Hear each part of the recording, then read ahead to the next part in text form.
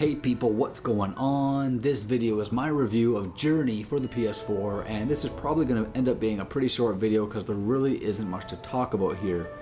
So I'll start off by saying that this game took me about an hour to beat, I think. I'm not really quite sure. I wasn't really keeping time, but it was around an hour, I know that. Maybe a little longer. Now, my opinion of this game isn't really that great. Let me just get that out there. I mean, this game is highly regarded as a masterpiece. It was Game of the Year choice for several media outlets when it was first released back in 2012. It's one of the most critically acclaimed games of recent times, and I will just say that I'm pretty confused as to why. I mean, in comparison, The Last of Us, for example, got a very similar reaction from the media and the critics. However, that is understandable because The Last of Us is a masterpiece. Journey, though, I don't know, maybe I just don't get it. I mean, anyways, let's talk about what I actually liked about the game.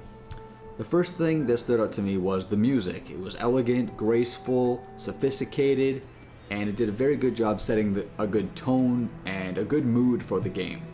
The visuals of the game were also quite nice. It has an art style that didn't really feel unique, but I guess it sort of had its own distinctive look, I guess you could say.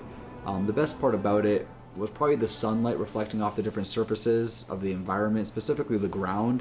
It was actually quite pretty to look at.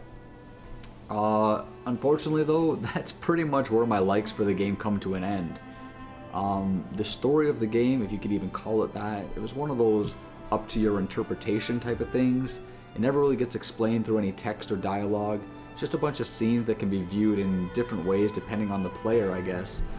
From what I gather, the ultimate goal was to reach this mountain peak, and I'm not even really sure why, but my own interpretation of the game was that perhaps your character had recently died, and this entire game is the journey to the afterlife.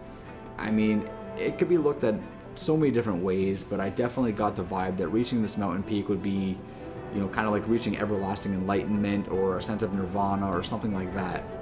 Now, of course, my dirty mind kicks in while playing this game, and I start joking with my girlfriend saying that this mountain looks like an upside down camel toe, and I made it my ultimate goal to reach that camel toe and get up inside that shit. And I gotta say, the fact that my imagination made this game about a sweet ass camel toe is probably the most entertaining part of it for me. And I know that's like incredibly immature and borderline retarded, but hey, if there wasn't a camel toe mountain to go after, then I probably wouldn't even have finished it at all. I really couldn't find much appeal here. It didn't feel emotional to me. It didn't feel moving or heartwarming or epic or anything like that. It honestly kind of just felt a little lackluster to me, and I fully admit that maybe I went into it with higher expectations than I should have. It's hard playing a game like this after hearing all these reviews because you go in with this certain notion that the game's going to be amazing, so the hopes are super high. But perhaps if I went in with a more grounded mindset, I could have appreciated more. I don't know. I also have to take into consideration that the game is 3 years old, but even then, I don't think I would have enjoyed it. The bottom line here is, this game isn't for everyone. I mean, obviously, there are a lot of people who love it, and I really don't want my review to detour anyone from giving it a try. I mean, my opinions on things don't always align with the masses, and you can see proof of that if you watch any of my videos about No Man's Sky.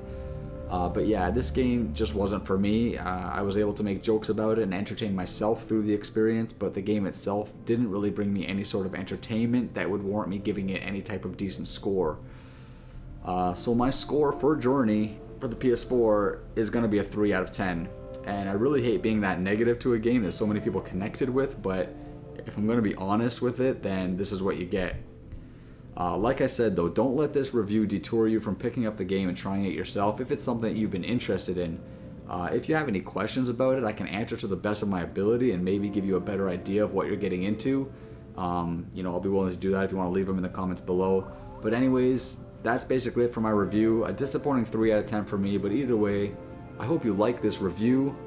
I'm Vile Self. Don't forget to like and sub on your way out, and I'll see you all in the next one, villains. Later.